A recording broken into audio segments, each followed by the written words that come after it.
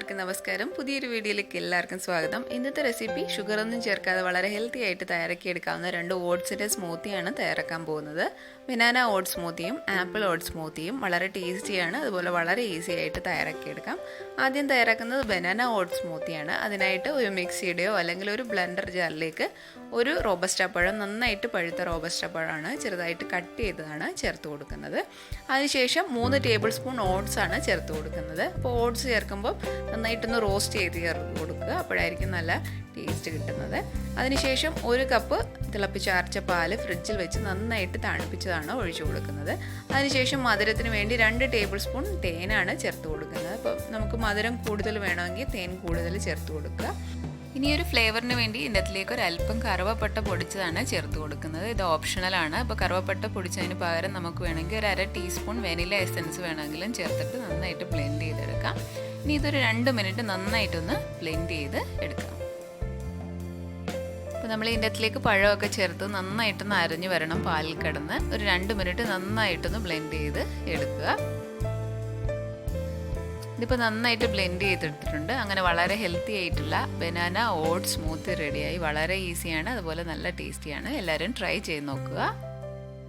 അടുത്തത് തയ്യാറാക്കാൻ പോകുന്നത് ആപ്പിൾ ഓട്സ് സ്മൂത്തിയാണ്. ഇതും വളരെ ഹെൽത്തി ആയിട്ടുള്ള ഒരു സ്മൂത്തിയാണ്. അപ്പോൾ വെയിറ്റ് ഒക്കെ കുറയ്ക്കുന്നവർക്ക് വളരെ ഈസി ആയിട്ട് തയ്യാറാക്കിയെടുക്കാൻ പറ്റിയ നല്ല ടേസ്റ്റി ആയിട്ടുള്ള ഒരു സ്മൂത്തിയാണ്. അപ്പോൾ എങ്ങനെയാണ് ഇത് തയ്യാറാക്കുന്നത് നോക്കാം. ആപ്പിൾ ഓട്സ് സ്മൂത്തിയെ തയ്യാറാക്കാനായിട്ട് ഒരു മിക്സിയുടെ ജാറിലേക്ക് ഒരു വലിയ ആപ്പിൾ ചെറുതായിട്ട് കട്ട് ചെയ്തതാണ് ചേർത്ത് കൊടുക്കുന്നത്. അതിനുശേഷം ഇതിനകത്തിലേക്ക് 3 ടേബിൾ സ്പൂൺ ഓട്സ് ആണ് ചേർത്ത് കൊടുക്കുന്നത്. അപ്പോൾ ഓട്സ് ചേർക്കുമ്പോൾ നന്നായിട്ടൊന്ന് റോസ്റ്റ് ചെയ്തിട്ട് ചേർത്ത് കൊടുക്കുക. അതിനുശേഷം നമ്മൾ ഇതിൻ്റെ അകത്തിലേക്ക് മധുരത്തിന് വേണ്ടി 5 ഈന്തപ്പഴം കുരു കളഞ്ഞതാണ് ചേർത്ത് കൊടുക്കുന്നത്. അപ്പോൾ ഈന്തപ്പഴത്തിന് പകരം നമുക്ക് തേൻ വേണമെങ്കിലും ചേർത്ത് കൊടുക്കാം. ഒരു 3 ടേബിൾ സ്പൂൺ തേൻ വേണമെങ്കിലും ചേർത്ത് കൊടുക്കാം. അതിനുശേഷം 1 കപ്പ് തിളപ്പിച്ചരച്ചിട്ടുള്ള പാല് ഫ്രിഡ്ജിൽ വെച്ച് നന്നായിട്ട് തണുപ്പിച്ചതാണ് ഒഴിച്ചു കൊടുക്കുന്നത്. അതിനുശേഷം ഒരു ഫ്ലേവറിന് വേണ്ടി ഒരു അല്പം കറുവപ്പട്ട പൊടിച്ചതാണ് ചേർത്ത് കൊടുക്കുന്നത്. ഇത് ഓപ്ഷണലാണ്. അതിനുശേഷം ഇത് അടച്ചു വെച്ചിട്ട് നന്നായിട്ടൊന്ന് ബ്ലെൻഡ് ചെയ്തെടുക്കണം. ഒരു 3 മിനിറ്റ് നന്നായിട്ടൊന്ന് ബ്ലെൻഡ് ചെയ്തെടുക്കാം. നമ്മൾ ഇതിൻ്റെ അകത്തിലേക്ക് ഈന്തപ്പഴമൊക്കെ ചേർത്തേക്കുന്നതുകൊണ്ട് കുറച്ചൊരു സമയം കൂടുതൽ എടുക്കും ഇതൊന്ന് അരഞ്ഞ് കിട്ടാൻ.